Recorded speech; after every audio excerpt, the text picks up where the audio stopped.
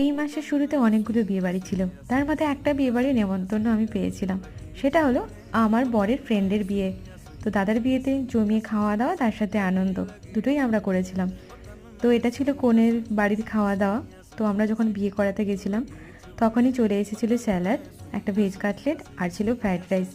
Fried rice complete করার পর দিয়েছিল চিলি চিকেন, দেন চলে এসেছিলো সাদা ভাত। প্রত্যেকটা খাওয়ারই খুব ভালো ছিল। মেয়েদের বাড়িতে কত মেয়েকে বিয়ে দেওয়ার সাথে সাথে কত কষ্ট করে এইসব অ্যারেঞ্জমেন্ট করে। আর একটা মেয়ে হয়ে আমি এইসব জিনিসগুলো বিয়ের পর যেন আরোই বেশি করে বুঝতে পারি। তারপরে চলে এসেছিলো ঝুরি ঝুরি আলু ভাজা।